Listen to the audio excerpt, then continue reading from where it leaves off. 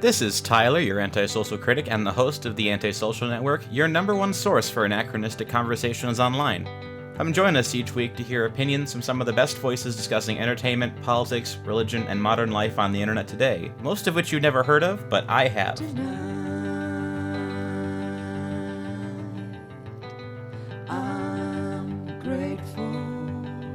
Joining us once again for the Late Late Show is Eric and Sannah McDonough. How is it going tonight? Going good. Going well. I was afraid it was lagging again for a second there, but it's kind of I elephant in the room. It's very late for both of us, but That works because sometimes our sun goes down like later than usual, and I think we would have been a little stressed if it had been much earlier in the evening. This gave us a little chance to breathe between putting him down and so true. Hanging out. That's good. I have a friend of mine I met recently who's taking care of a 7-month-old, and she tells me stories like, yeah, I'm up like every 3 hours. There's no breaks. It was pretty much that way until he was about 18 months for us, and then he started sleeping through the night, and it was really nice. But I'm getting ready to have a baby in a couple weeks, so I'll have to kiss that goodbye. Aww. Oh. Both feelings at once, right? Yep, it's okay. We'll make it through. I'm sure. So this episode's going up on Good Friday. So woo! I loosely pitched this to Eric as a Jesus movies discussion.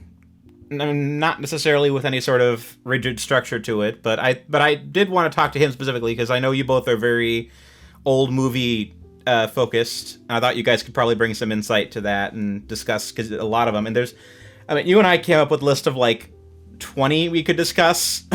we ended up picking like 10, like maybe less than that. It's just because it would have been a little bit too much to handle in one night. So yeah, and some of them are really, give or take some of them anyway. So yeah, there was at least 2 of them where I wanted it to stop so bad. You probably can. I'm guessing you can figure out which 2, but yeah, probably. So, which ones of these were first-time viewings for you then, in terms of not having? What hadn't you seen before? I enjoy Jesus movies quite a bit, but it's kind of funny how few of them I've seen because I think The Greatest Story Ever Told and Jesus Christ Superstar, just looking at our list that we came up with, the original Silent Ben-Hur, I hadn't seen any of those. And Jesus of Nazareth I had seen when I was a kid, and I hadn't seen it since. Like, I had a tweet about it when I was watching it that I think the last time I saw it was on VHS, and my mom had brought home, I think she got it from the library or something. She brought home this set of VHS tapes of Jesus of Nazareth and was like, we're gonna watch this. And so we split it up with one per night, and I remember it like really well. I can't have been much older than like maybe 12 or 13 max, but it left an impression. But a lot of that impression was that it was boring, and so we'll revisit that when we talk about the movie. But well, we can start there because I thought that was one of the more interesting finds. I mean, a lot of these were ones I hadn't seen for whatever reason. I mean, I grew up in an evangelical household. We just never watched any of the biblical epics when I was little. So a lot of these have been first time watches for me. Like I know I've met a ton of people like who, especially like ex Christians, who are like, man, my parents forced me to watch Ben-Hur every single Easter, and I'm like, they did? Mine didn't. So now I'm just an adult, and I'm like, well, I gotta watch all these as an adult now.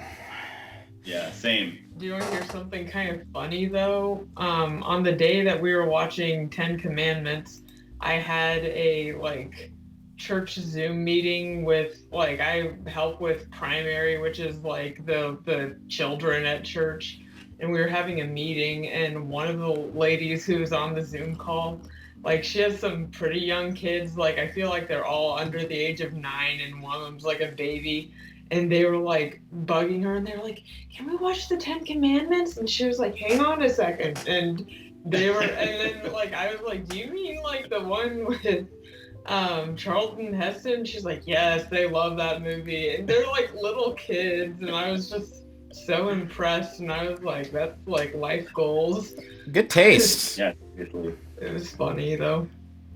And it was coincidental because, like I said, we were like halfway through when I had the meeting, so. I'm gonna get this out of here. Yeah. Thank you. Random whiteboard making noise over here next to our chairs. Yep. All right. This has been whiteboard removal with conservative film buff, but Whiteboard removal. but yeah, Jesus of Nazareth was one of the two. I'm tempted to call it a slog, but it wasn't boring. It was just long. I mean, it's 6 hours, so it's 6.5 hours even. I think. Yeah, it's a commitment. It's really... You're in the long haul for this one, so it's you got to know what you're getting into, but it is good, and I think. Yeah. My impression of I had the same reaction to this and The Greatest Story Ever Told, being I am completely impressed by the cast of these films, not necessarily the directing, but just who they got involved. I mean, especially with this one, because you had Ernest Borgnine, Laurence Olivier, Christopher Plummer. I'm reading this, by the way. James Earl Jones, and the guy that plays something Exposition from Austin Powers. I'm forgetting his name, but Basil Exposition. And I found Michael York, right? What's that? Michael York, right? Yeah. I mean, of all the people, yeah, he's in there. I just, as I was going along through these movies, I was getting progressively more and more amused by who they cast as John the Baptist, because it just kept getting more and more outlandish as it went along. Yeah, like if you're comparing Greatest Story Ever Told and Jesus of Nazareth, the casting in Jesus of Nazareth is exceptionally good, except for John the Baptist, which Michael York, obviously really well-known actor. Neither of us liked his decisions as John the Baptist at all, but in Greatest Story Ever Told, they had Charlton Heston as John the Baptist, and we liked that a lot. We thought he was actually comparatively anyway, we thought he was a lot better. Yeah, that was actually one of the few things I really liked about The Greatest Story Ever Told was, I don't know, like, Tyler, what are your thoughts? Like, do you think that John the Baptist was, like, wild man, and, I mean, like, over the top, and he had a big following, or do you think, like, more of the clothes and stuff, but... I don't know. I mean, I definitely see like the homeless man eating like fish like Golem on the side of the river kind of feel for just about every single interpretation of him I've seen, which I don't know how canonical I would call that, just because a lot of that's just it's social signifiers to us, because that's what we think of when we think of someone who's been disheveled and who's like a humble religious person who's been shunned to the outskirts of society. Just, I guess it's something that we would understand. That makes sense. Yeah. I'd have to go back and read it. I'm not a burden, but I'd have to go back and read a gospel and just specifically pay attention to the context details for him. But yeah, I'd like he is pretty much universally played as a wild man, but I guess in my thinking when I read the Gospels, he wears kind of like animal skins for clothes. He lives out in the desert, so I can see where they would get that, but at the same time I'm thinking of him more as like a deeply religious thinker, right, who's attracting large groups of people, and also was wildly popular. Like even the same people who later, like the leaders, the religious leaders who later were condemning Jesus, they were afraid to condemn John the Baptist because he was so popular. So I have a hard time in my mind imagining that, you know, the usual portrayal of him being this wild man, especially Michael York's portrayal of him. Can't take it seriously. I have a hard time imagining that person is the person drawing these huge crowds out and making all these people rethink their interpretation of religion, and nobody wants to criticize him because he's so popular, and even Herod doesn't want to kill him because he thinks he really is, you know, a prophet of some sort. So yeah, I have a hard time seeing that portrayal of him, and just in my mind, that can't be right. But you know, times were different too. So I'm trying to remember how he was depicted in the other films, because I don't, was he depicted in any of the other ones? I'm tempted to say, so. Yeah, that's interesting that he's only showed up in a few of them. But yeah. was he in the second King of Kings? Second King of Kings. We pull up the cast list. I think he was. I think he was too. They are starting to blend together a little bit. Yeah, Robert Ryan as John the Baptist. There he is in the cast list.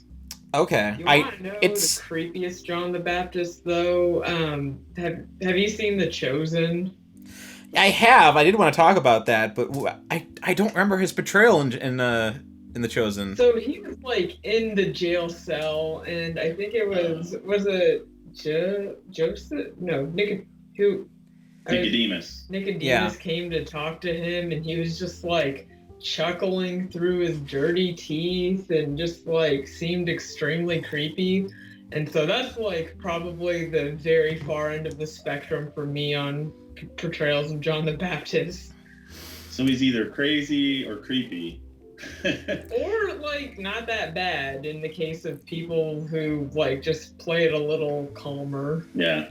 I don't know. I get the sense The Chosen's kind of out there theologically in a lot of ways, but that's for sure. My dad, I mean, like, he is not at all interested. He watched a little bit of the first one, which to me is the worst one, but then I think he would hate it if he saw it. I think for that reason. I warmed up to it by the second half, but it's definitely a long road to get to that point. And I do want to see where it goes, though. Yeah, we had the same experience. Yeah, we ended up really liking it by the end of it. But I know the first episode we saw, and I wasn't even interested in continuing, but then we just kind of did because so many people were bragging it up, and actually we ended up really liking it. Yeah, eventually. Yeah. So let's try tackling this in a slightly more structured way. So sure. I guess we should probably start chronologically with the silent ones. So you said you hadn't seen Ben-Hur, the silent Ben-Hur prior to this? Correct. It's not. I love the more popular Ben-Hur, the 59 version. I've loved it for a long time, but I'd never seen that original silent version. Yeah. Although I'd heard, obviously, a lot of the tales of how epic it, you know, the story of it being made was, and people dying and during production, and you know, all kinds of things like that. But I'd never actually seen it. I've done a lot of weird research into Lew Wallace in the last year, the guy that wrote the book that it's based on.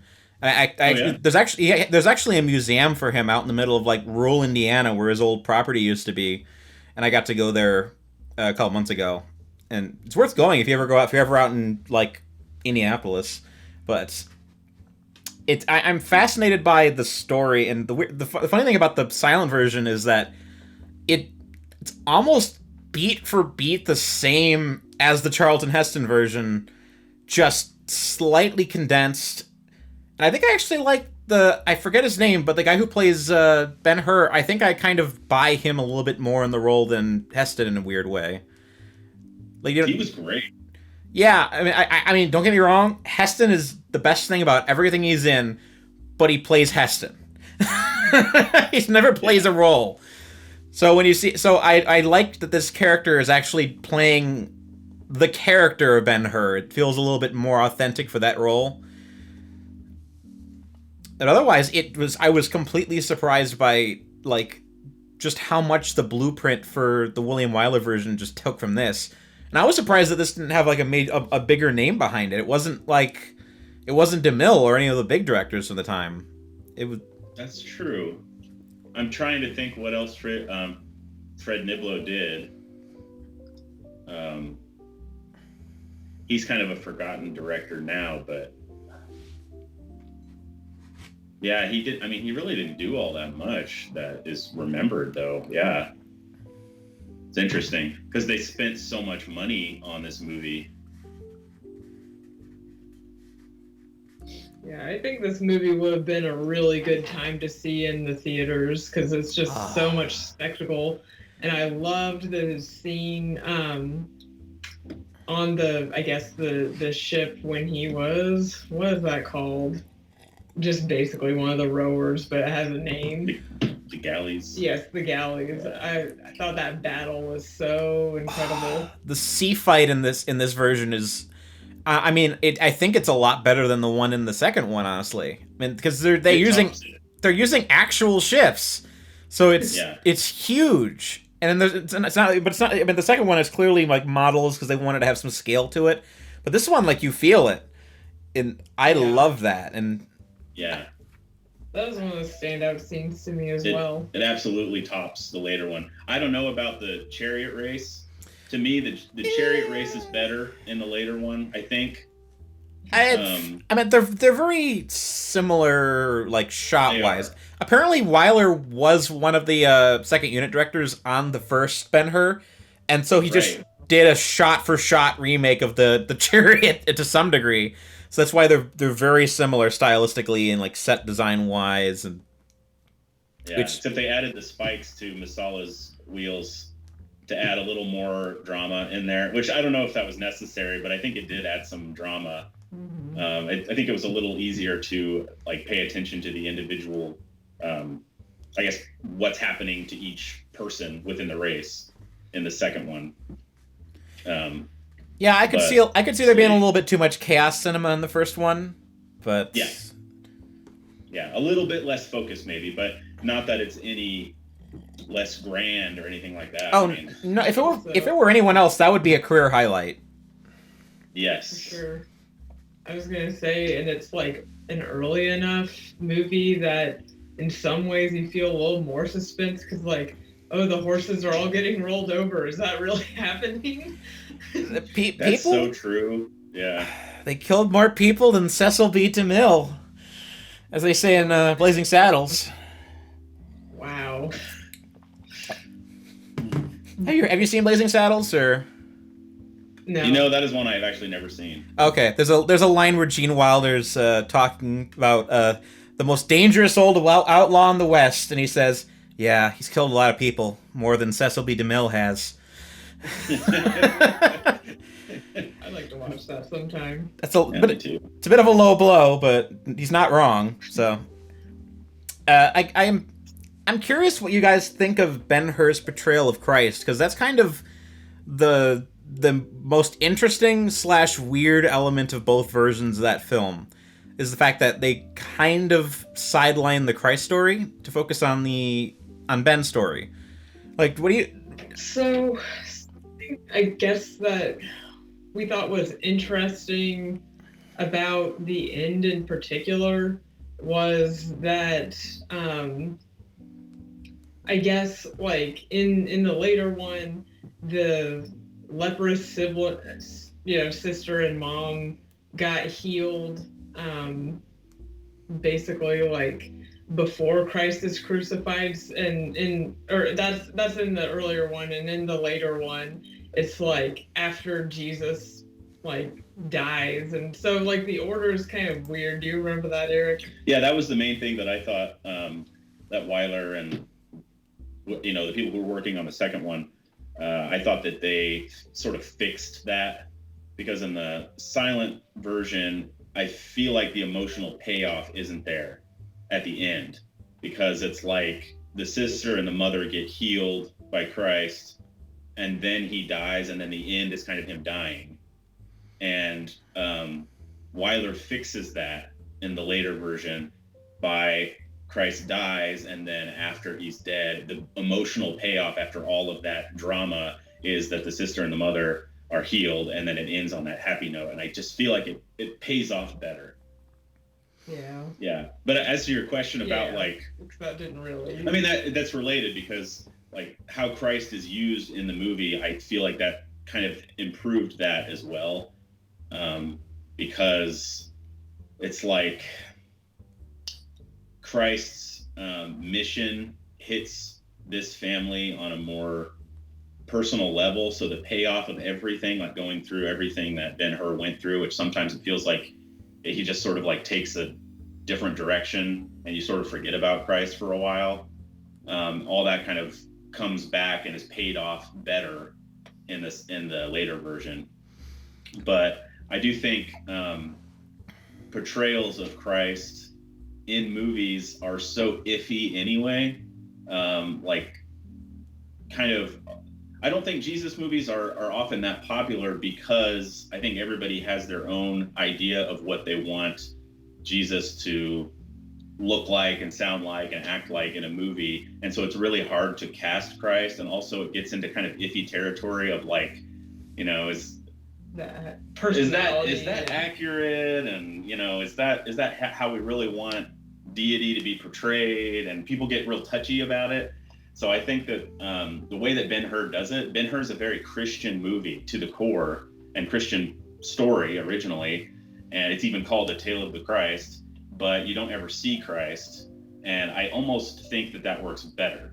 And I think that's why the movie is so good, because it allows you to fill in the blanks, and the kind of unifying message of Christ comes out at the end without having to sort of do the controversial portrayal of Christ directly. So his message and his hope, his healing that he gives comes out without having to portray him and be controversial and make you kind of uncomfortable. So it's, to me, to sum it up, it's like more unifying that way. Yeah. You're getting at something that that was definitely something I wanted to hit at. That being the fact that cinema kind of has a very mixed relationship with depicting Christ. But it's weird to me that the most financially successful one is also the one that least directly touches on Christ as a character. Which, not that it's a bad thing, because I think Ben-Hur handles it very tastefully and respectfully in a way that actually builds it into the themes of both the film and the book and the silent film. So it's not like it's not addressing what the mission of Christ was, but it's fascinating that it's very, very hard to put just his mission to screen in a way that doesn't make people mad. Yeah, and that's my point. I think Ben-Hur, you can just watch it and get something out of it and be entertained without as much of the controversial stuff. And to me, I guess that's fine. Like, I wish there was an easier way to make a really unifying Jesus movie that everybody loved, but like, I guess Ben-Hur, I think, tackles it in a smart way, I think. Well, this might be a good launching pad to kind of start jumping into the other ones.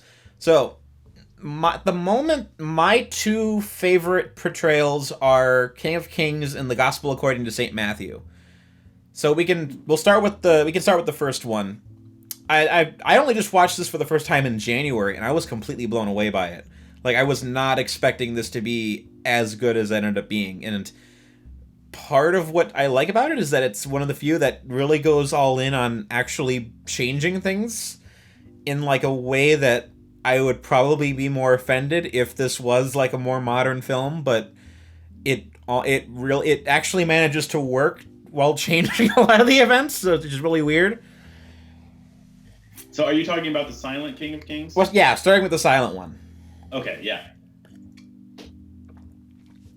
That's long been, or at least since the first time we saw it, that's been our favorite, I think, Jesus movie. Yeah. Yeah. We've watched it every year. Like, for the past couple of years, we don't own it yet. I want to, but Eric's like, it's on DVD, and waiting for it to be on Blu-ray. And I don't know if it will be, but we were watching on YouTube for the past few years. I don't think Criterion Collections... I think that's actually our favorite. I don't think Criterion Collection's going to release that one.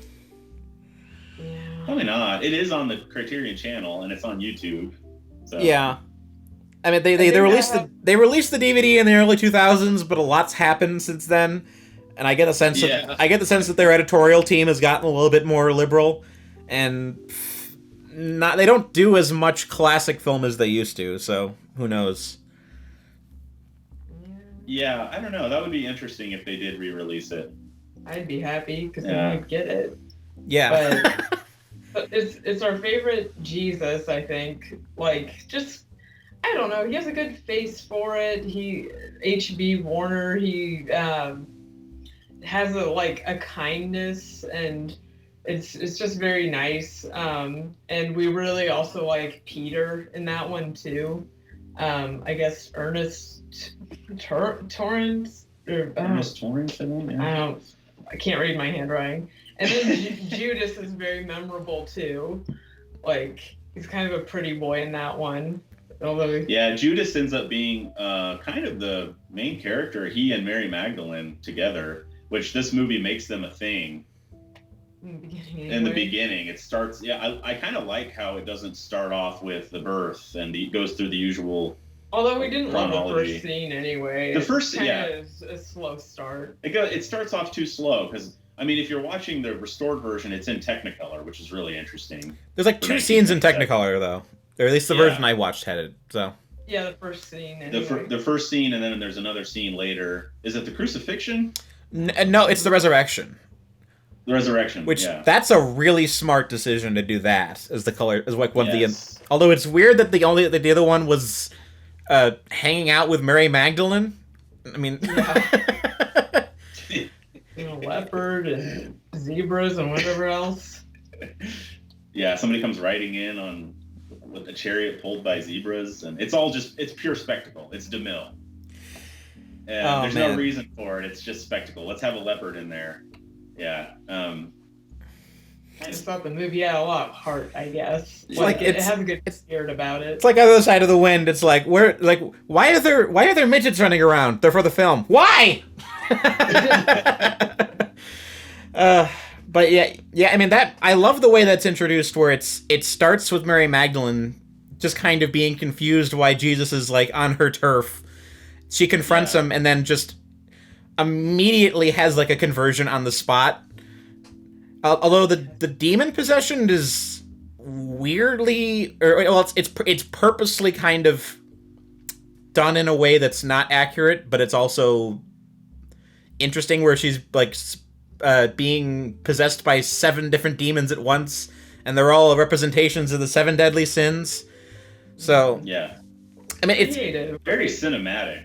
Oh yeah, the double exposure scene, the special effects in that scene are amazing. That is classic silent film right there. Yeah, really effective, and it's a visual that stays with you. One of the reasons I love that movie just in general is the visuals stick with you so much, and it's not as interested in like, I'm going to go through and portray the Gospels beat by beat, but it's more like, I'm going to create really interesting cinema out of the story of Jesus, and yet maintain a balance of a kind of like reverence and respect for the material. And it maintains that balance really well. Yeah, like spectacle and reverence together. I'm tempted to say it's more of an adaptation than just a straight up version of it, because it's so, there's so much extrapolation going on, but it all works.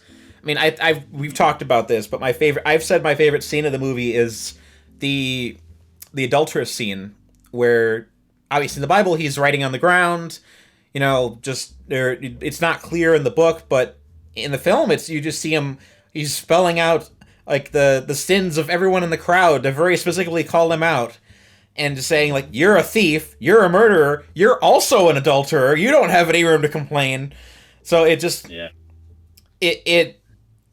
mean, it's extrapolating off of what the intended meaning of the book is, where it's about he's telling the crowd, oh, all of you, in your heart that you have a sin, but it's finding a cinematic way to say that by saying, like, literally speaking to members of the crowd just in a way that only they would understand. And I really like the way that's visualized, where he's just spelling it out in the sand, and calling out their sins in a personal way too, which I feel like is something that Christians relate to, like their relationship with Christ. it's very personal, individual, and he's able to sort of like, by writing it in the sand, you don't know who he's saying it about, but the people there feel pricked in their hearts, and they know, I am a sinner. And just again, the pure cinema of it, just the way that he writes it in Hebrew first, and you don't know what it says, and then there's kind of like a tension that releases when it translates to English before your eyes, and it's like, oh, and I don't know, there's just a lot of drama to it.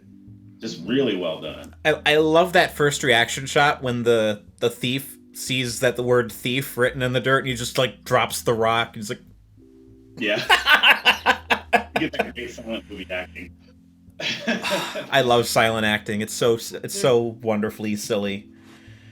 Yeah. Good comedic moments, like after the fish with the coin in the mouth, like then it shows the Romans trying to fish for more like fish with coin. Yeah. Little silly moments. There's some funny things too. And I love the final shot too, where that's like the most. I love those like really weird expressionist like silent shots where they just transpose images onto images and I seem to recall they did that a lot in like Intolerance too. I don't know if have you seen that? Yeah. Oh yeah. He has a great movie. I've seen it once. I remember a lot of the imagery from the Christ scenes, but I don't remember much else. But that was a movie where I particularly remember that the way they portrayed the crucifixion and the resurrection was just enormous. And I love the end of the movie where King of Kings just turns into an all-out apocalypse film. The world is literally just crashing down around them. Yeah. Well, it's like, again, I want to say that's just pure DeMille, because he takes a text like, he takes the text which says that there was an earthquake at the end of the crucifixion, and he turns that into, the earthquake is so huge that it like the earth is just ripping apart, and there's chasms opening up, and and all this. Judas's body just kind of unromantically like falls down a cliff. Yeah. And it reminds me of how he treats the Exodus story in Ten Commandments too, where it's like, if there's anything at all, like if there's anything in the text that he can make bigger, he's gonna do it. Like the finger of God writes the Ten Commandments, so in DeMille's vision, it's this huge pillar of fire, and it's like lightning and smoke, and yeah. And I mean, the final shot's a little silly of just the giant Jesus standing above modern day New York. Yeah. It's like, I am with you always. And I mean, it's. But I love the beauty of that shot, but it's very silly. Yeah, I actually forgot about that. I remembered, but yeah. Silly. Well, I don't know. Try and take it home, make it relevant for you. I mean, that's. Oh yeah. It's the Gospels are entertaining, but the whole thrust of it is like, for a lot of people anyway, is like, what's your relationship with Christ and how does this impact you? But yeah, a little cheesy, but I love that one, King of Kings. So moving on to the other one I suggested was probably the better portrayal of Christ. Did you end up watching Gospel According to St. Matthew? Watched it today. Yeah, we watched it today. So we just got it in. Oh man, what did you think of that? Just first reaction. I did end up liking it. I would love to hear your analysis of it. Well, the one of the interesting things I like about it is the story behind that movie. So yeah, I don't know if you know. I think his name is Pierre Pasolini. He's also known as the guy who directed the Decameron and Salò. So he was a very famous Italian extremist filmmaker who made cinema that very frequently got banned for violence and sexuality. And he was also a flamboyantly gay Marxist and an atheist. And he got trapped at a hotel one day with nothing to do because the Pope's brigade was going through town and the whole road was completely taken up. And he just sat in his room and read the New Testament because he had nothing else to do. And he was impressed enough with the book that he decided, I'm going to make a movie about this. He didn't convert, he just decided to make a movie about it. And somehow this guy, you would not expect to make a movie like this, made the movie that the Catholic Church actually considers to be the best adaptation of Christ's life. So, Wow. Really? so, I mean, and I wish I could. I need to watch it in like HD because it's really hard to find like a good copy of it. Like every copy is like a burn on YouTube, or there's also a really embarrassing color translation that was done in like the 90s to make it so they could sell it to like the evangelical crowd as like a like a Godzilla dub.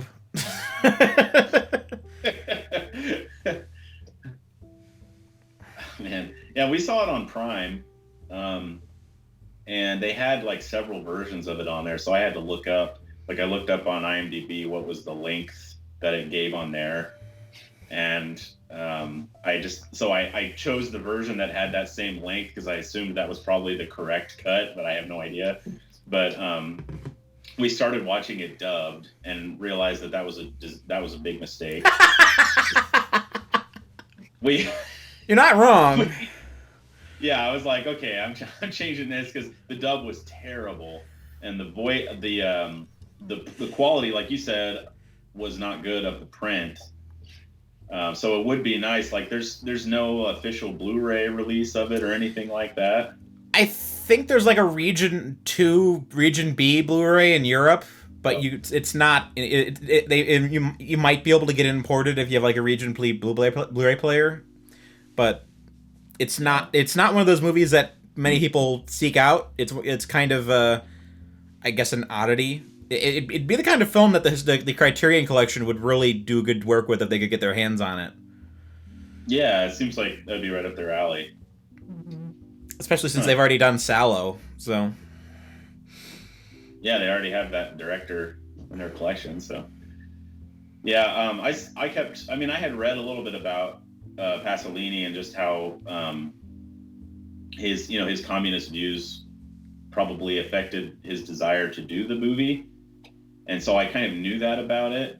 And as I was watching it, I was expecting there to be some kind of communist stuff in there, especially because you do hear people try to say that Jesus was a socialist, or you hear that a lot. So I was expecting some of that. But what surprised me about it was how straightforward the adaptation was. And if he was trying to do that, he had really good restraint. Like if he was trying to make it a communist Jesus movie, he really didn't do it obviously. I did read about someone commenting that, at the very end there are some laborers from the field who go and they're holding sickles. And so you're supposed to be like, oh, communism. But other than like little tiny things, which if you hadn't read anything about it, you wouldn't know. It was just pretty much a straightforward adaptation, just done in a kind of Italian neo-realist style. So it's a little bit like, there's a lot of close-ups on faces. I noticed that. And the line reading is pretty dry. There's not a lot of like, it's the opposite of DeMille. There's no crazy dramatic things going on at all. But yeah, I think almost everything that was said was right out of the Gospels, right? Well, one of the two interesting aesthetic choices he made was he only used dialogue that's in the Gospel. So he didn't invent any lines, which I applaud him because a lot of the movies we watched, they wrote a lot of the lines, and you can tell. But this was a case where he just said, I'm only going to use specifically the Gospel of Matthew. He didn't like the other three, but he specifically wanted to do that one because he thought it was the most poetic one. And you can tell because there's a lot of scenes in the movie where he has to have the actors pantomime what's happening, and it's a little bit vague if you don't know the actual story. especially the first, 20 minutes where it's just Mary giving birth to Christ, and they just have to kind of have the actors stand quietly while the music plays, which is kind of funny. But you get, as long as you kind of know the story, you know what's happening. But it is kind of at the very beginning, there is a lot of just like Mary's face, Joseph's face, and they're just kind of staring at each other. And it's like, okay. And so it took me a little bit to get into the rhythm of it, but yeah, I think I kind of got what he was going for by the end, but yeah. You have to get into his rhythm. That first part really doesn't work all that well because, well, like I said, he didn't have anything to work with, so we had to make it up. So it's like, I can't use. I don't want to make any dialogue. Which I respect the choice, but that might have been a case where maybe condensing the time down a little bit might have helped. I don't know. I'm not an Italian neorealist director. I don't know what I'm doing. So, but in terms of like the communist stuff, really that only shows up in the production design because they kind of cast the Pharisees as like garrulously rich people with enormous costumes, and Christ is very, very skinny and poor, and he's wearing rags, and all of his other disciples are also poor and in rags, and they're all kind of living like beggars and kind of just moving town to town, taking what they're given. So there's a little subtext in there, but it's only really just kind of highlighting what's already in there. Like you can definitely tell the director really liked the line.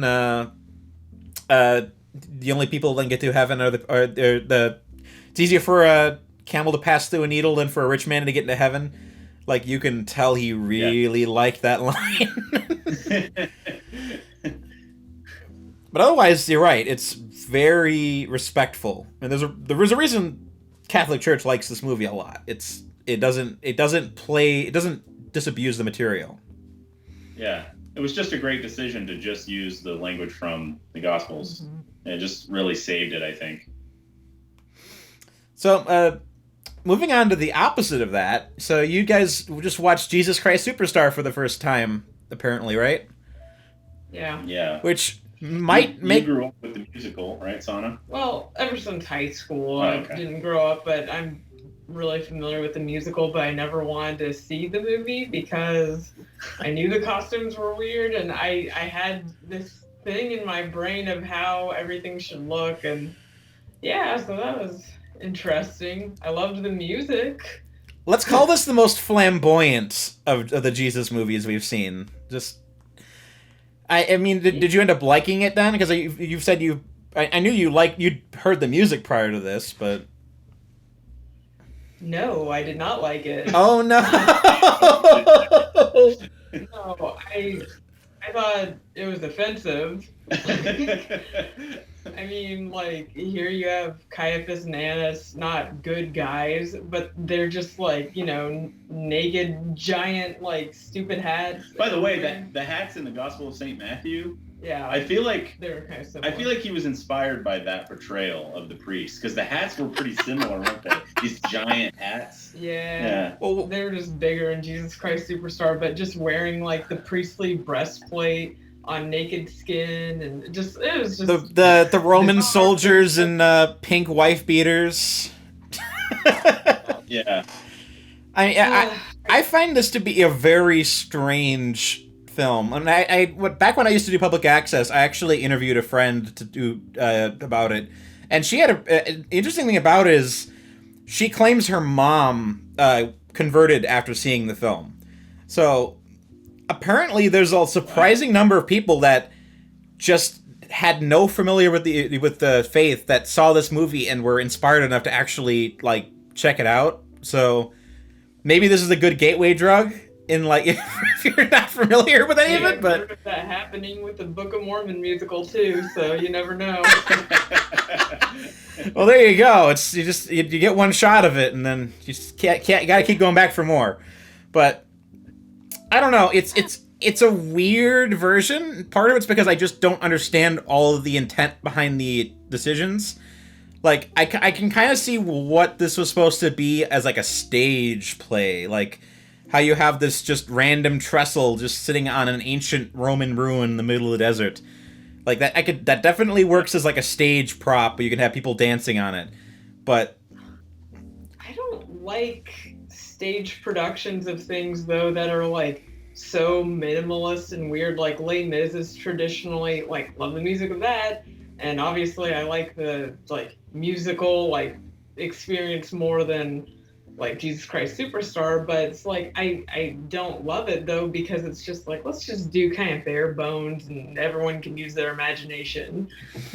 Yeah, it The doesn't. same thing with Hamilton too. Yeah, It doesn't work on film. Well, like I said, it would probably work better on stage, but on film, it's definitely really weird. Especially in all the scenes where they're like, "Look at all these people," and then the camera pulls back and there's like 5 people around them. But yeah, there must be over 50,000. It might be 20. that was the funniest line. But It's like Trump's inauguration.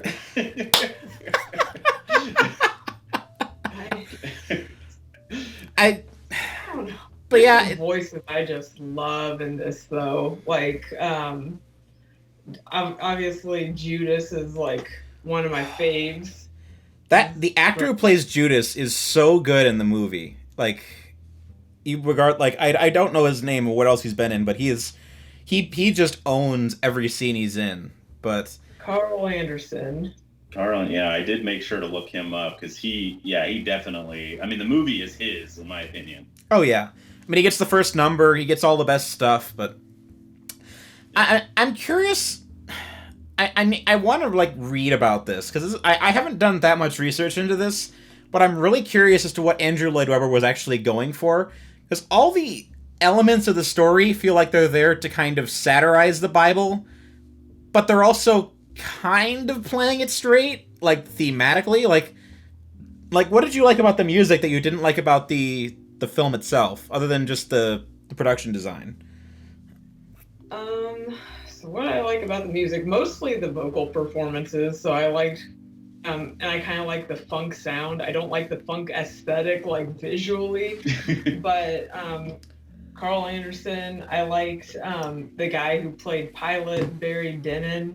I thought he had a really great performance. And then Annas and Caiaphas, which, you know, if you haven't seen the musical and you just hear the voices, like, it's just like Annas has a super high voice, Caiaphas has a very low voice. But then you just see them and they look almost like not as much contrast as if you're just listening. I didn't really care for any of Mary Magdalene's songs. The thing that I think kind of takes away the heart of this, though, is where it ends. Because where does it end? Jesus' death, and then they all get on. So it's like, you know, Jesus' film is about the resurrection, right? And so, I mean, according to Judas, he's just, you know, a deluded teacher, and who knows what he was thinking, and I don't know. I mean, Yeah, I think I would like to read more about it as well. The impression that I have from seeing the movie is it's not really about Jesus. It's like, in my mind, and again, I could be totally wrong, but this is my reading of it. To me, it's about hippies. It's about the hippie movement, because like they come riding in on a bus and they're out in the, you know, middle of nowhere, and you could almost say it's like supposed to be like some hippies making a commune together. This is to the Bible. This is to the Bible what Hamilton is to inner city hipsters, I'm guessing. So yeah. So you have a kind of a charismatic revolutionary who is Jesus, and he's going up against the authority, the power that be, and he's basically crushed by the authority. And to me, it's trying to make a political statement. I just thought of the tanks chasing The military. Yeah. Oh yeah, I also love the scene where he goes into the church, into the church, and they're selling things, and it's just filled with guns.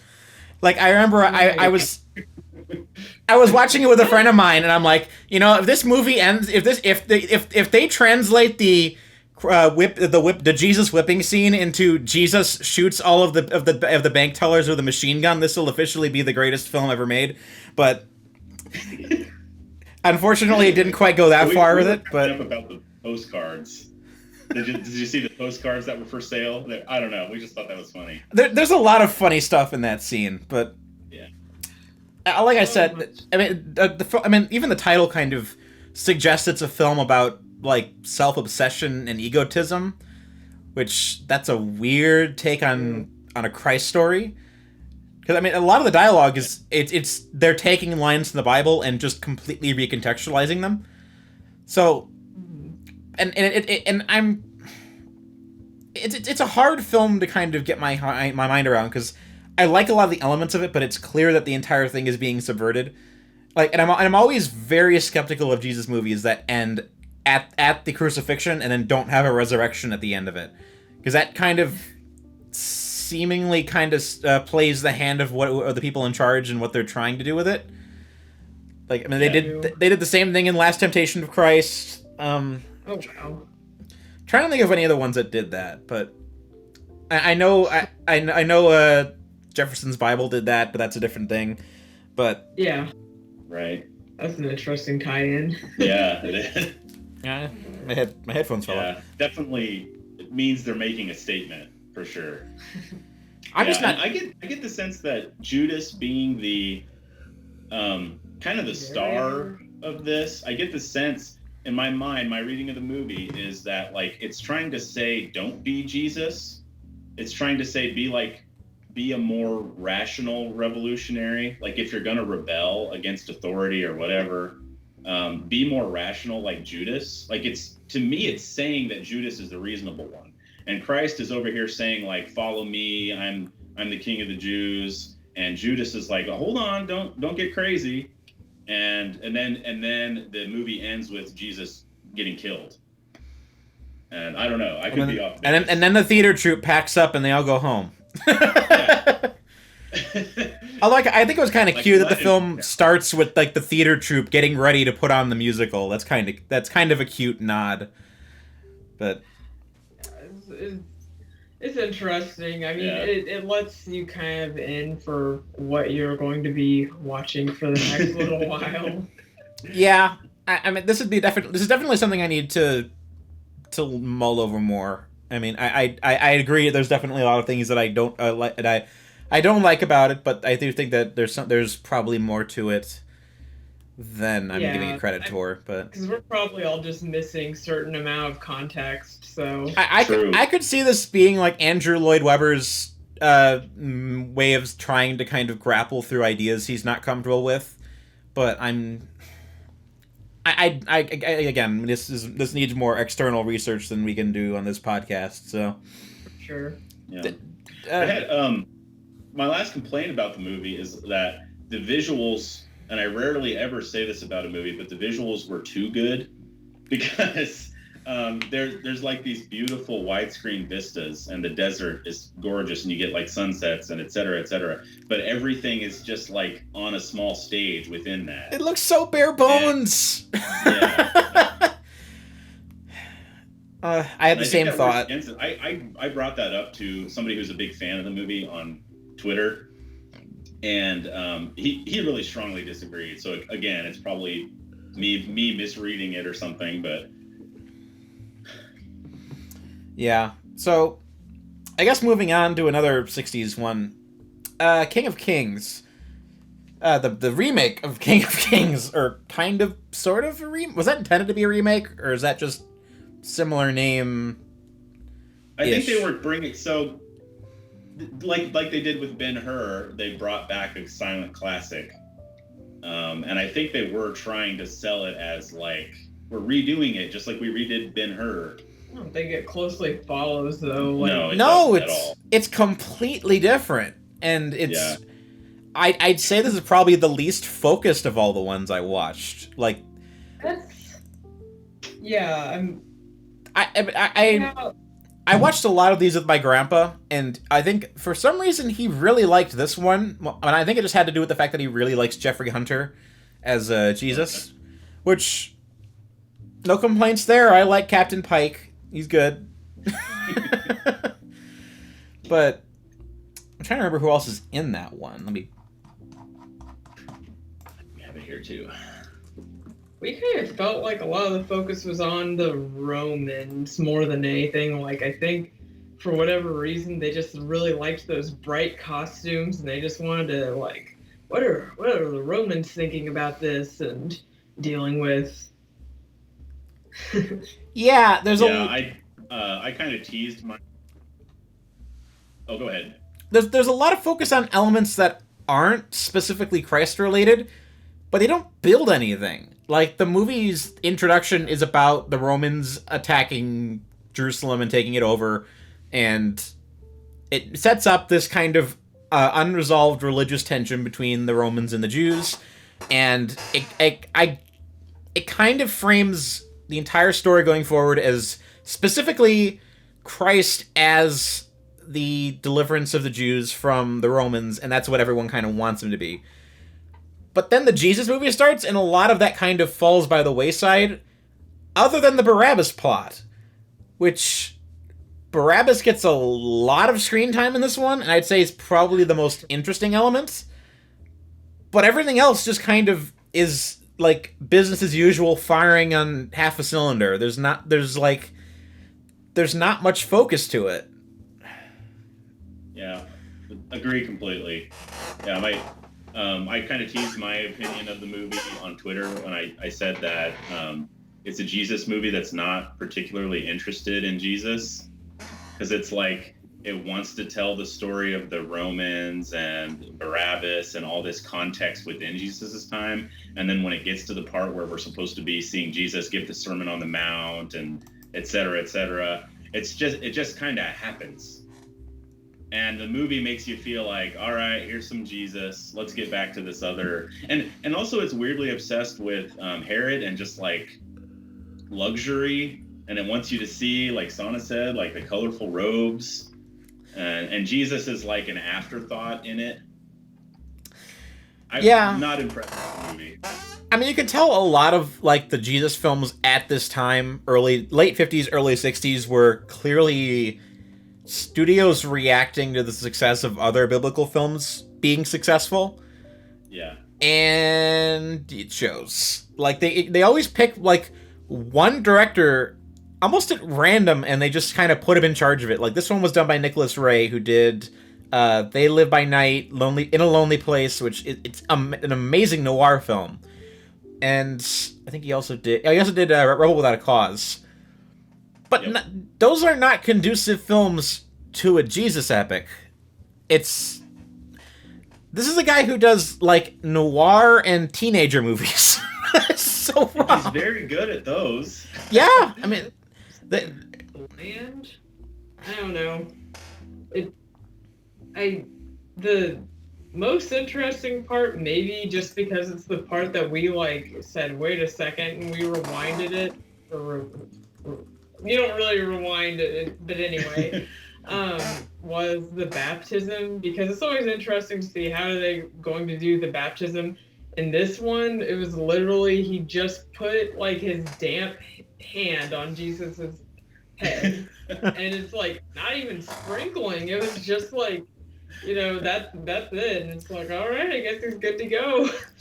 Good to go. You're baptized. There you go. Is he Lutheran? Like, I don't like. I guess that there's different ways to baptize in different faiths. So, but Yeah. I mean, that's an interesting thing that I didn't bring up, but I almost mentioned with King of Kings, is that movie feels very the original King of Kings, not this one. The original one feels very Catholic, but Cecil B. DeMille was Episcopalian. Do you know what I mean? Like, the way they kind of give this adoration to Mary and portray it, it struck me as very Catholic for some reason. True. Yeah. I never thought of that, but I think I can see that. I mean, hey, it's like the Gospel according to Matthew. It's like that's the most Catholic one. It was made by an atheist, I guess. Well, there's the irony, but I mean, I remember seeing, especially with the way Mary is portrayed, like that. You can kind of, to me, that's the gauge of how Catholic it is how much does the film very specifically look at her as just a being of pure, unabashed goodness, an unquestionable, like, beauty and uncomplicated anything. Like, the less godly she's portrayed, the more Protestant you can generally tell it is. Yeah. True. Which is, That's kind of how I felt about the blah blah blah. The Gospel according to Saint Matthew was just how she looked, because it was just kind of like looking just like very straight faced, and it was kind of like Well- the paintings and stuff. Old Catholic paintings. Well, Yeah. none of them were actors too, so that they pulled people off the streets for those roles. So it's Well, yeah, they picked well, I guess. Interesting. I didn't know that. that's how they did the Italian neorealist stuff, like Bicycle Thieves. Is they just Right. cast normal people. Like it's like, hey, you're a normal person. I'm gonna put you in the role of normal person in this movie and make it not Yeah. suck. But but yeah, do we have anything else on the remake of King of Kings, or is that just kind of a wash for the most part? I liked that Rip Torn was Judas. I was gonna bring Rip Torn. I don't know. I just wanted to say his name. That's Yeah. Peace be upon him, or may he rest in peace. But yeah, I mean, I guess that brings us back to the greatest story, at least chronologically, roughly. Yeah. Oh, I wrote a note to so I've been going off the notes in my phones that I wrote as I was watching all these, so I didn't forget the details. And the first note I wrote on this one was, how the bleep did the guy who made Shane and Giant make a movie this slow? Yeah. Actually, yeah, when you said that King of Kings was the most, or at least focused, I actually feel like this one felt the least focused to me. I mean, this one felt. Just because, I'd say this one's a little more cohesive than King of Kings, but it's also the most, like, nonsense one. Like, you can tell this is the one they threw the most money at, but they also didn't know what they were doing. Yeah. felt like It's- so many of the side characters were vague, like the apostles. Like, I mean, celebrity cameos, they would kind of make a big deal of those. But if it was just like Peter or, I don't know, they didn't really care, and it never really focused in on the characters either very much, in my opinion. This is Kenneth Branagh's Hamlet levels of celebrity cameos, though. Yeah. It's insane. Like, oh, Herod's played by Claude Rains. John the Baptist is Charlton Heston. Max von Sydow is Jesus. I'm like, how do you get this many people? Donald Pleasance. This is, and that's not even the half of it. Like, the cameos are insane. Like, John Wayne shows up for the worst line of dialogue in his entire career. Yeah, and I mean, the one that stuck out to me the most was playing the blind man, Ed Wynn. Oh, And I yeah. was like, how is he going to play that? And the answer is completely straight. Like, it's not the normal Ed Wynn. Yeah, I was just thinking, like, why is this Ed Wynn? Why? Yeah, and that's how I was with a lot of the cameos. It was distracting. You can tell who produced this. Okay, so this was United Artists. You could tell this was United Artists' attempt to make the biggest Jesus movie. Like, that was clearly their goal from the outset. We're gonna get everyone on this. We're gonna get the biggest stars, the biggest cameo, biggest production design, and it doesn't work. They also had some pretty good, like, scenery to work with, too. They went all over, and it was, like, really nice looking. One of my big complaints was either the sound design was terrible or it hasn't survived through the years.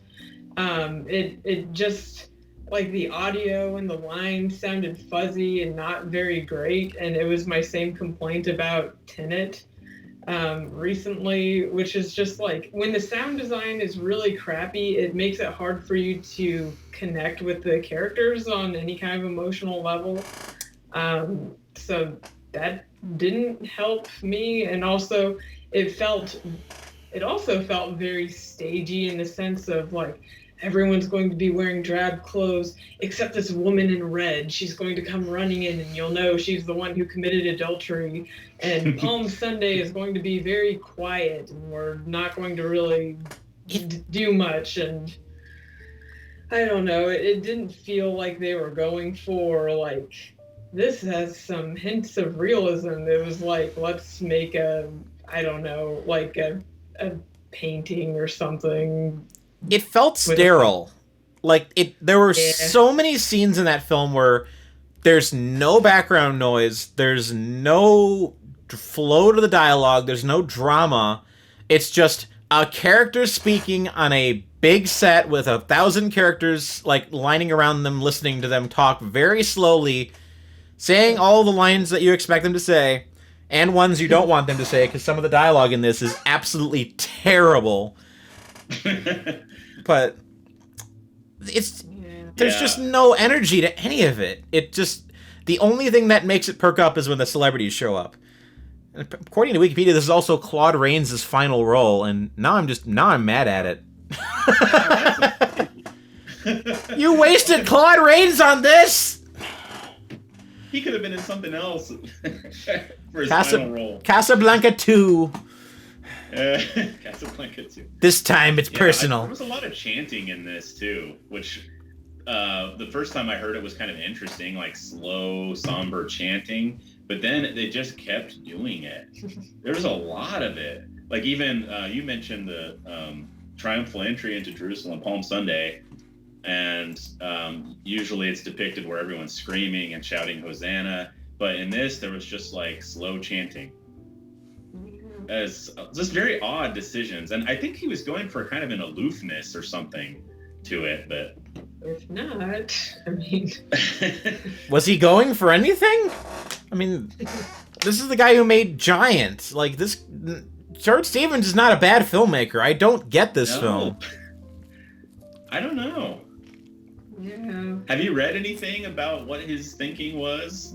No, I just watched it. I mean, I try. So I've tried doing this marathon like years ago, back in like 2014.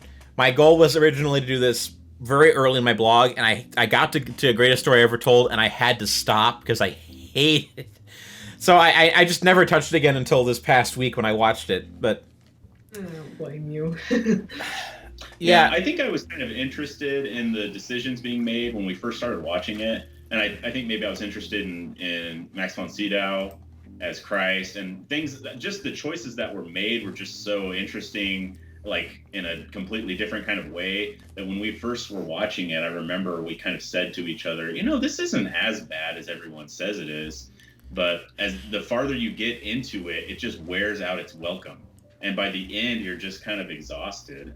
Well, like, they combine a lot of characters, like let's have Lazarus be the young man with riches, and Mary Magdalene's going to be the lady who is taken in adultery. And that really, I watched this the other night. That actually kind of it made me frustrated because they're just combining characters who had nothing to do with each other. And like, it didn't show a lot of the miracles either. They'd just be like, oh, we've heard Jesus did this and that. He's been healing people. And it's like, what are we spending all of our time watching if we don't get to see some of the cool stuff? And just the scene with Lazarus was just very long too. It was like, felt really long. I'm not gonna lie, I watched it Monday night, and there was a period where I just checked out, and I was just like listening to it half awake. I'm just like, I know how it ends. I know where it's going. Just yeah. And I saw your tweet the other day too. It was like, hour 3, please make it stop. Yeah.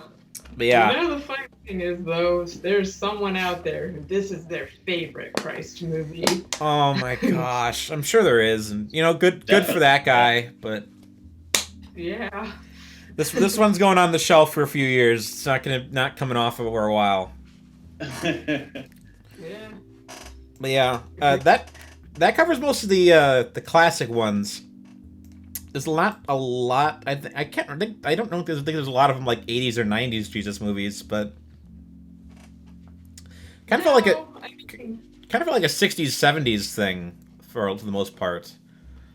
That's how it seems. True. But yeah, Christ. Well, that brings it up to Passion. The Passion's a very specifically early 2000s thing. Like, this is like Bush era religious right, like very specific to a cultural moment film in terms of like why this appealed and how this kind of became what it was. And it's probably the second most controversial one too, other than Last Temptation, but it's controversial in all the opposite ways as that one is. So, what do you guys? I only just recently I've seen it twice. Like, what do you guys think of this one in particular? It's been years since I've seen it. I didn't watch it. Yeah, you mentioned recently. I saw this when it came out. And I do remember there was like a push for churches to go see it together, which I thought was interesting because it is rated R because of all the violence. And yet, like at the same time, there was a lot of like youth groups and churches going to see it together. That's actually the context that I saw it in. Was I went with a youth group, like church group, and I like it a lot. I don't really have a lot of things to say about it. I think that it goes for like pure shock value. And its approach to the Passion, just like, look at all the stuff that Christ did for you. And I think that works on a certain level. And Jim Caviezel is great. But yeah, I don't know. What are your thoughts on it? I'm tempted to just say it's unnecessary. Like, I don't want to. Yeah. I like Mel Gibson a lot. I don't want to pick on my boy, but I find this to be a taxing film more than anything else. I'm used to gore, so it doesn't offend me in any way, but it's challenging in just as a experience because it's kind of assaulting your senses with all this like intense violence and blood and gore. It's very personal gore too, like just the thought of like a nail going through your hand, just watching it happen on screen. It's like seeing like a horror movie where you go to the dentist and watch someone get their tooth pulled out. It's like very nerve-wrackingly painful it's intimate almost. So in a lot of ways I'm just kind of frustrated with the fact that it zooms in on just that one moment when so much of Christ's ministry is not more interesting, but contextualizes that moment in a way that's much more important than what we get in the film. So it just blows up the time specifically around the crucifixion so much that it feels like it's definitely a unique take, but I wouldn't call it my favorite by any regards. Just unique. Yeah, it's a thing that exists that fills a certain void, I guess, like a movie just specifically of the Passion, that exists. It's I don't know. Yeah. I want more out of my depictions of Christ personally. I mean, I love some of my favorite parts, like of Jesus of Nazareth, for example, was how much it was able to get into his teachings and like word for word, some of his better teachings from the Gospels. That's the kind of stuff I love to see. Focus on like, what is he actually teaching us to do?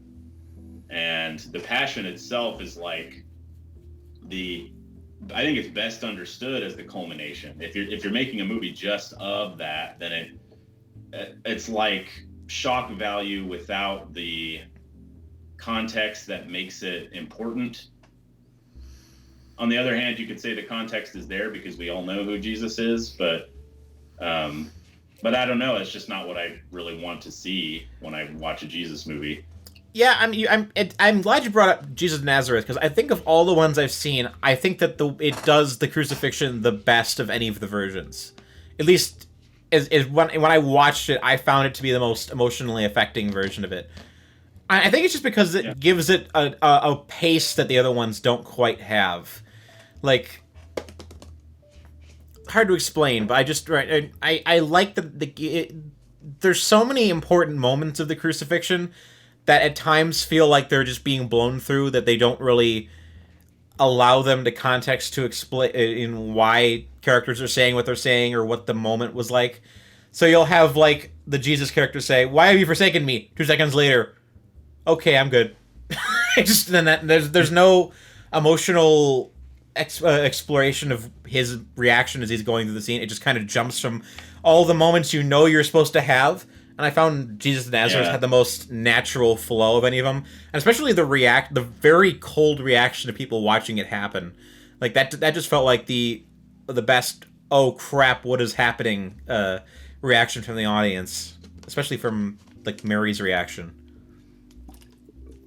That was one of my favorite like mini-series movies, like of the entire, like of everything we've watched. I liked that the most, and it's for those moments that feel authentic, and it was very well acted. I mean, this is another star-studded cast, but they do a phenomenal job, and like there are several scenes where you feel like everyone is reacting how they really would. Peter is amazing in this, and yeah, so I agree about the crucifixion scene. You really feel like this is someone who's been beaten down, and the other like people who are being punished on either side of him talking to him, and I don't know, it's very affecting.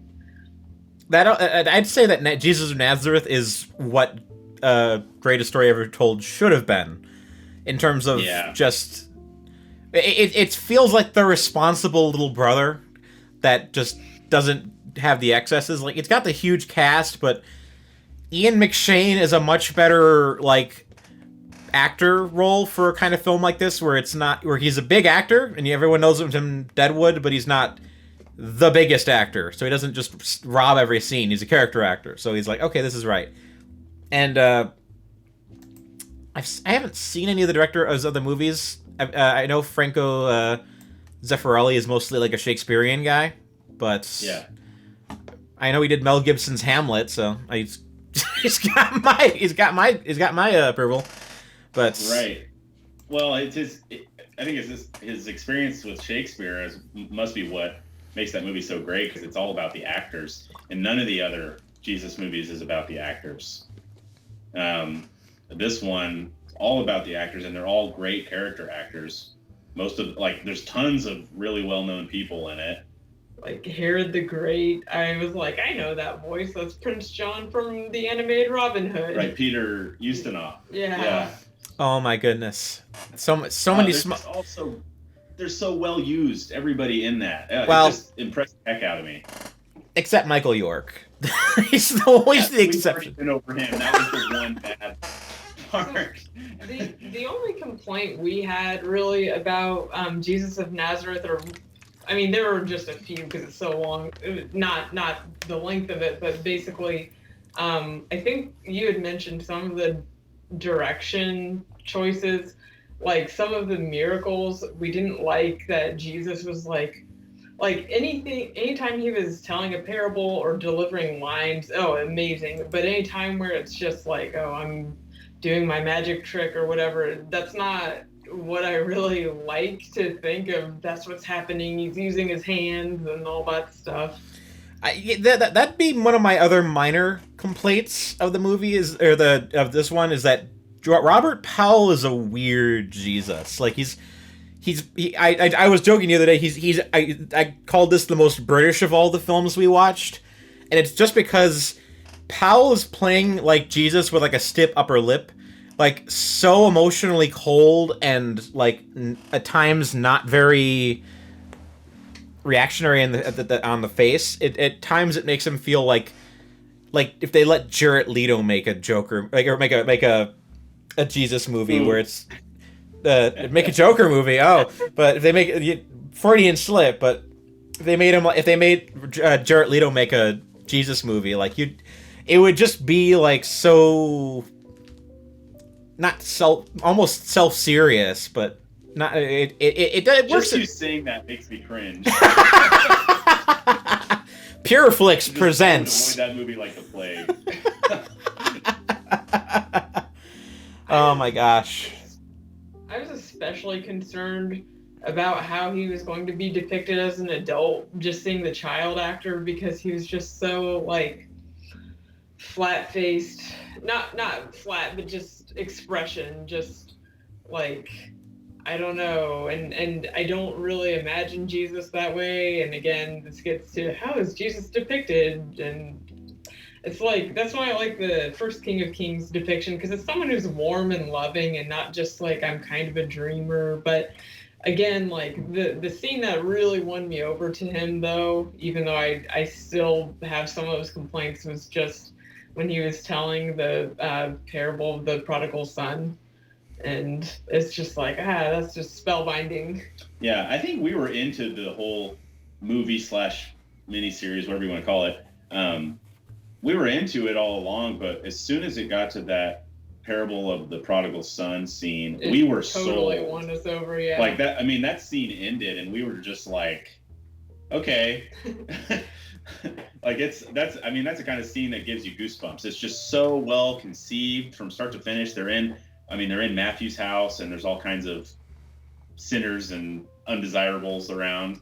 The apostles are outside the door, right? Like, because they're good Jews. They're not going into the house with the sinners, so they're outside, and Jesus is just right in there. And just throughout the telling of the parable, see a change working in Peter. You see a conversion happening because of the truth and the power of the parable, and to the point where Matthew is visibly converted, and then Peter, even who was super good in this, and he's stubborn, and he's at the beginning just kind of unsure about this whole Jesus thing to begin with because his brother's the more religious one, and you see him just being converted, and he and Matthew coming together because of the teachings of Christ. The way that that's done is just great. Like it's not just Jesus telling his stories, but the parables are used within the narrative of the film to show the power of it.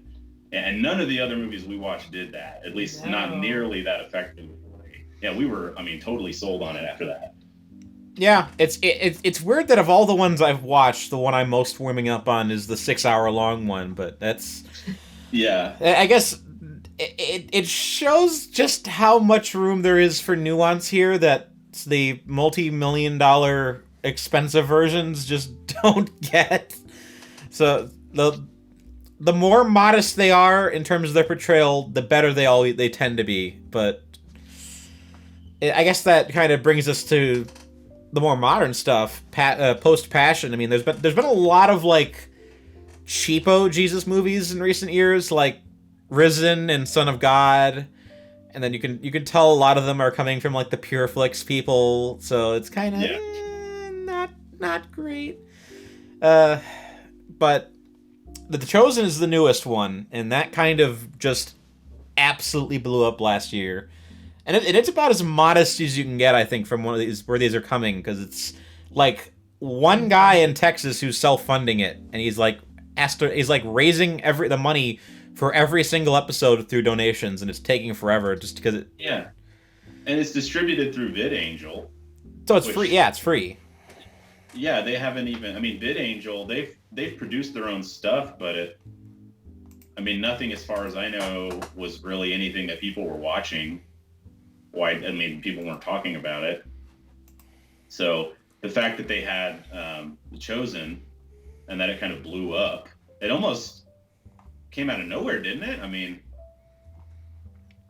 I don't even know how it got so big, really. It's one of those like word of mouth situations where someone you know is like, hey, have you seen The Chosen? You should watch it. It's free. So you watch it, and then you pass it along to someone else, and it just kind of becomes one person at a time until like 20 million people have seen it, which... Yeah, and that's pretty cool that happened, because that's how we kept seeing friends on Facebook. And I actually started seeing Facebook ads, like, first of all, I saw advertisements on Facebook, and then I saw like some friends say, actually, this is really good, and it's like, oh, cool, guess I'll check it out. Yeah. And then once we got over the fact that we didn't really like the first episode and moved past that, I think the heart of that series seems to be Nicodemus. Yeah. Yeah. I don't know, his portrayals and focusing so much on like his perspective. And again, it's like, it's not really it's just it's a take. It's not a depiction of everything, but it's, I don't know, it's entertaining. I'm looking at the VidAngel app right now on my computer, and for some reason it's the fourth build show on their site. What are you doing? This is like your most popular thing. But yeah, really. but yeah, I mean, I've heard very strange reactions to this. Like, my pastor really likes it. Some of my friends really like it. I've talked to other like Christian intellectuals and people like Esther O'Reilly, and she really doesn't like it. Like, you either tend to get like really into this or really not into this. There's not a lot of people who are just kind of lukewarm on it. I get the sense all of us are kind of sort of lukewarm, but also trending more in the positive direction. More favorably, yeah. Like, I think we can all understand maybe like why people wouldn't like it. And in fact, it's a little cheesy. Some of the acting's not the best. The depiction of Matthew is very interesting as being like this germ freak, and it's like, I don't know, but it's like, I don't know, it's kind of nice, and a lot of it seems anachronistic, if I'm saying that right. I mean, speaking of making stuff up for the sake of adaptation, this is like writing things from a whole cloth, and like, I mean, they're extrapolating some details from the Bible, but there's like writing entire character dramas that take place before any of the characters show up, and it's like, and I think it's interesting that Simon Peter gets like a conspiracy plot where he's like secretly going out on the Sabbath to fish because he needs to keep his family, and it's like I'm glad you brought that up. I think that's probably the anachronism that you were thinking of, was the idea that Simon Peter would just go out. Well, I really got to work. I'm just going to go ahead and work on the Sabbath, and everyone was like, I mean, people weren't happy, but they were basically okay with it. Like, no, don't. Or they're like making this big deal. It's like it's a conspiracy. He's secretly going out and doing it at night. They had to get, and it's like, and I think was it Matthew who reports to the Romans is like, I know that there are Jews going out on the Sabbath. You can find them if you go right. it's like reporting people to the IRS for tax fraud, but with.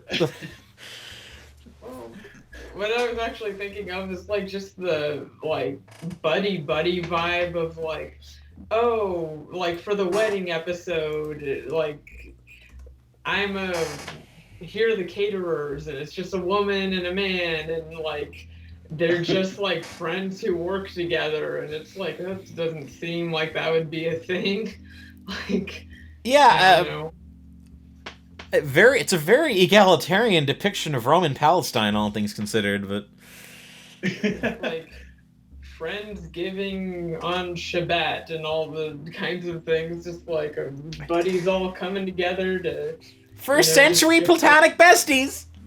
Yeah, I don't know, but I mean, so those are the things that I'm like, that's a little cheesy, but I don't know. At the same time, I will be watching whatever comes next. So I think it wins you over. I mean, it's very like a lot of the things they decide to, like the arcs they decide to give to the characters, are thought provoking. I mean, it's an interesting take. It's very different from anything else I've seen, and it's very warm, and it's almost like comfort food on it, you know, if you want something to watch on a Sunday. So I found it pretty pleasant, and yeah, like Sannah said, we'll be watching the next season for sure. Yeah, the weirdest thing to me is the fact that they give Jesus a character arc.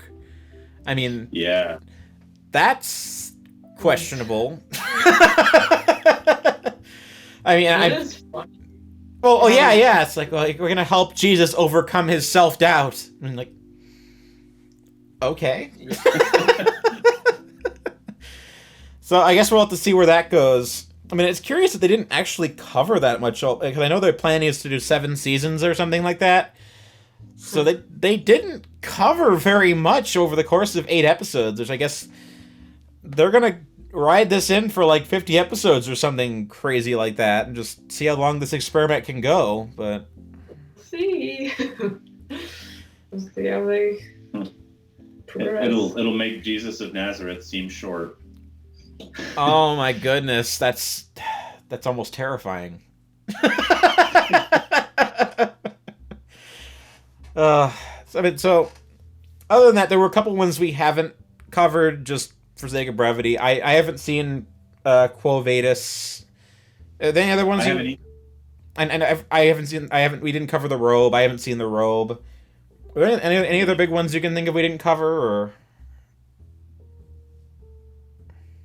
No, I mean, we also did just for kicks watch the Ten Commandments, and I don't know, something we were thinking about, like the two big Moses movies are Ten Commandments and then the animated Prince of Egypt. Um, but yeah, those aren't really Jesus movies. It is that time of year though with Passover. yeah, it Right. is. It is Passover. So Easter coincides, so So this is something I guess I just wanted to throw out there that is on YouTube, and it's similar to the Gospel according to Saint Matthew in the sense that it doesn't do anything extra beyond the dialogue from the descriptions, and that is I think it's just called Bible videos, and it's put on by the Church of Jesus Christ of Latter-day Saints. It has a pretty good production value, and it's just like short scenes, and there'll be like verses. It'll say whatever the verses are that's depicting. And I think your favorite is the one where Jesus is talking to Nicodemus, right? that's right. Yeah, they Yeah. built a like a Jerusalem set out in the desert in Utah, and made a whole series of Bible videos, word for word, King James version. King James version. They didn't make a movie out of it, but it's put together by topic. So like there's one where Nicodemus is discussing baptism with Jesus from John chapter 3, right? I think. But yeah, and that's one of my favorite ones, definitely. There's a lot of good stuff in there. Like I always wish that they would have put it together in a movie, because they have all of the parts there. They have like the whole Gospels filmed, so you can go and watch for. I think a lot of people use it as teaching resources. Like if you have a Sunday school class or something, they're good for that. But yeah, those are really well produced. We enjoy those quite a bit. I'll have to look Just into that. throw it out there. The only one I'm thinking of that I haven't watched yet is the. Do you remember the Bible's History Channel miniseries from like a decade ago? Yeah. Yep. I never watched it, but I did find a copy of it at like the used bin at my library for like $2. So I'm gonna watch that soon. But I think I feel like I watched one episode of it, maybe. I can't remember. I was kind of interested in it, but I never did see it. I know they just ripped some of the later episodes of to make the Son of God movie, which I felt that was incredibly vanilla. But I saw Son of God, and I mean I don't even remember it. yeah, there's not great. Yeah, it's like vanilla crackers. There's no flavor to it at all. Like just nothing lasts. But yeah, I mean I think that covers most of the biggest ones. I mean obviously I'm sure there's a ton of them we're forgetting, just or not even referencing. And I'm tempted to throw in like a mention of Hail Caesar in there because that kind of. I thought that too. Yeah. Although especially when you're about. I've seen a lot of people actually disagree. I've seen a lot of people actually disagree as to which of the movies that one specifically is parodying. I always thought Ben-Hur, but apparently some people I've heard say it's a lot closer to Quo Vadis. So yeah, I think I've heard The Robe too. Yeah, I mean, I need to go back and watch some of the more obscure ones. Like, there's a lot of like not huge budget Bible adaptations I haven't seen, like Samson and Delilah, and a lot of like the early ones. But Salome. Yeah, we've seen Salome with Rita Hayworth, And they make her a which good is character. pretty terrible. Not really recommended. It's kind of interesting though, just a perspective of like Salome as a good person. Silly. And then yeah, we have seen Samson and Delilah too, which is It's interesting for Angela Lansbury. It's like, wow, this is like the only role, no, one of two roles I've seen her in where she's not an old woman. She's actually young. Well, I'd want to see it just for the DeMille factor. I mean, obviously, King of Kings and Ten Commandments bookend his career, so I'm curious as to what that would have been to him. But yeah, I don't think I have much else cover wise. What's I guess, but we could end it just by saying what is our takeaway from watching all of these, and what are our favorites now? The ones we will be revisiting: King of Kings 1927, probably Jesus of Nazareth as well, even though it's like really long. And then just, I don't know, Ben-Hur, and I think those are main ones. Ben-Hur's the easy one because it's probably by proxy the best, just because of its Ben-Hur. Yeah, the silent one and the remake are my two favorites still, on top of everything. Oh yeah, and I would say this, like, if you haven't seen the silent one, see the silent one. And some people are afraid to watch silent movies because they think they're going to be boring, but the silent one is pretty much just as good as the later one. It's awesome. I'd go a step farther and say go find a copy of the book. I mean, there's an audio I bought a version on Audible I haven't listened to yet, but it was the most popular book of the 19th century, and it's kind of forgotten now. So I need to read it still. So yeah, good advice for me. Yeah, but I mostly agree. I'm liking the more offbeat ones a lot more, especially original King of Kings, Gospel according to St. Matthew. I'm warming up to Jesus of Nazareth, even though it was a tough first watch, but I'm definitely going to revisit that again. And yeah, it's obviously Ben-Hur. There's no question about that. Yeah. But it's fascinating to watch these all in contrast with one another. It is. I'd say that the most pleasant surprise to me was Jesus of Nazareth, because I had seen it before.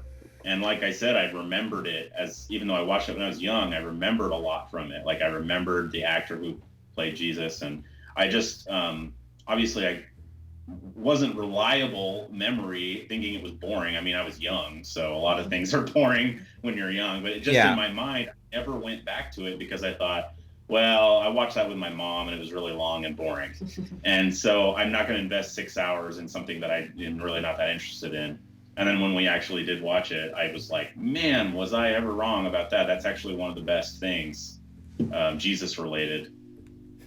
If I have any atheist viewers still watching this long after an hour and a half, definitely watch the longest one. So,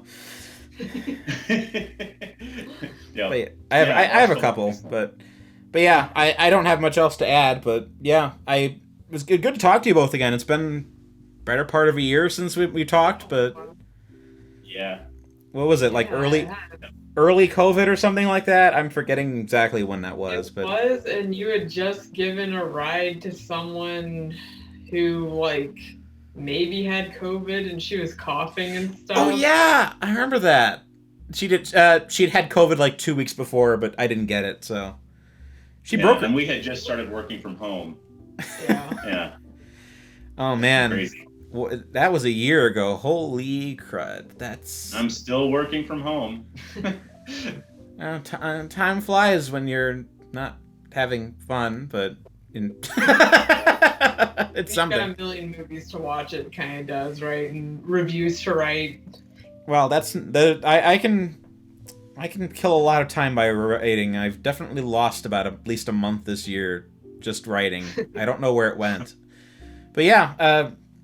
I guess that's it. It's late for all of us, and I appreciate you willing to stay up for the late show. It's almost midnight now, but yeah, happy Easter to you both, and happy Easter to everyone who's listening, to whoever that particularly matters to, and for us it's obviously important, but yeah.